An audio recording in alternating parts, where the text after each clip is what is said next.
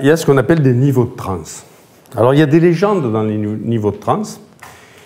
Les Américains pensent qu'il y a des niveaux et qu'en fonction du niveau, on peut travailler sur tel truc ou tel truc. C'est vrai et c'est faux. N'oubliez pas que les Américains, c'est des grands enfants et qu'on simplifie beaucoup les choses pour les Américains parce que sinon, ils ne comprennent pas.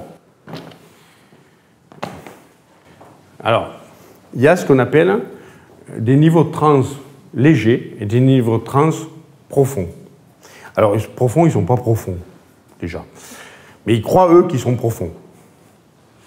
Vous avez des niveaux de transe dans lesquels la conscience est présente, et des niveaux de transe, il y a 3 niveaux dans lesquels la conscience est présente et 3 niveaux dans lesquels la conscience n'est pas présente. Du moins, théoriquement, ne devrait pas l'être, mais en réalité, c'est plus complexe que ça. Mais toujours, ces échelles sont simplifiées pour les Américains. Donc, vous avez un niveau, les 2 premiers niveaux, niveau 1, niveau 2, c'est la catalepsie des yeux. Catalepsie des yeux, premier niveau. Deuxième niveau, catalepsie du bras. Voilà. Quand vous faites un arrêt du tabac, quand vous faites une perte de poids, vous allez travailler en niveau 2, pour la plupart du temps. Niveau 3, catalepsie du corps.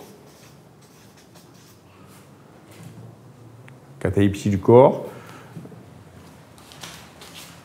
Et théoriquement, mais les Américains, quand c'est écrit, c'est vrai, les niveaux dessous, 4, 5, 6, sont des niveaux où la conscience ne devrait pas être là. On appelle ça des niveaux somnambuliques, ces niveaux-là, à partir de 4.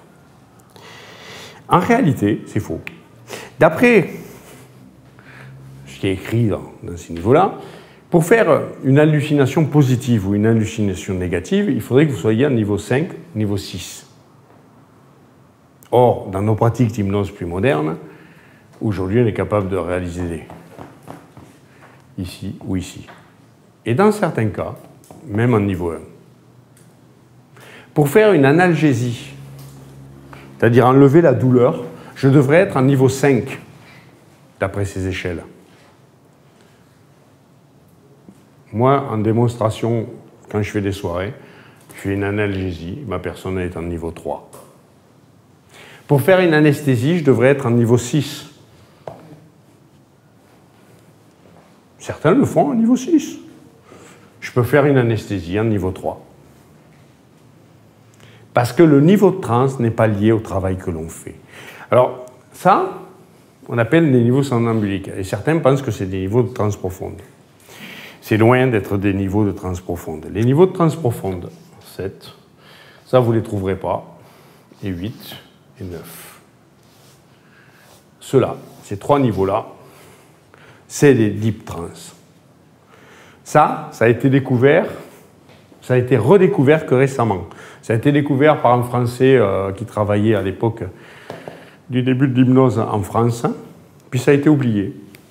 Ça a été redécouvert pour le niveau 7 par un chirurgien qui travaillait en Inde et qui faisait des opérations avec une anesthésie. Ça s'appelle le niveau ESDAL, un niveau ESDAL.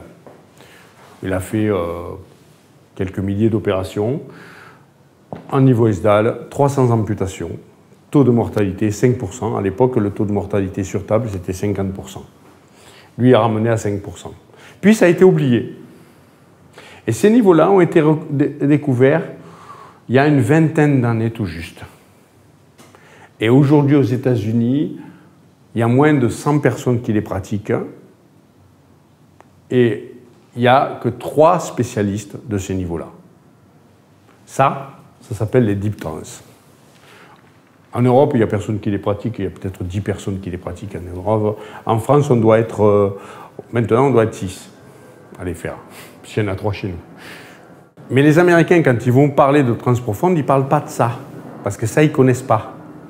Parce que ça a été complètement oublié. C'est une petite communauté, une petite minorité qui travaille avec ça encore aujourd'hui. Donc, quand ils vous parlent de transe profonde, c'est ça. Sauf que tous les phénomènes qu'on peut avoir là, on peut les avoir ici.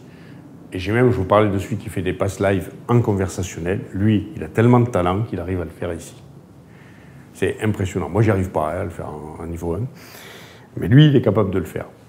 Donc, on sait aujourd'hui qu'on a les techniques. Et pourquoi on a les techniques? Parce que la plupart des Américains travaillent en helmanien ancien. Il faut savoir que l'éricksonien aux États-Unis, ça n'existe pas. C'est moins de 1% des hypnothérapeuteséricksoniens sont... c'est moins de 1% de l'hypnose ericksonienne aux États-Unis. La plupart travaillent dans des courants helmaniens. Et pour la plupart, pour 70%, ils travaillent dans du vieil helmanien. C'est-à-dire des façons de travailler très directives et très archaïques. Donc, pas beaucoup d'imagination, mais on suit. En réalité, on n'a pas besoin de travailler dans ces niveaux-là. On peut, si on veut, travailler dans ces niveaux-là, mais ça n'apporte rien de travailler dans ces niveaux-là.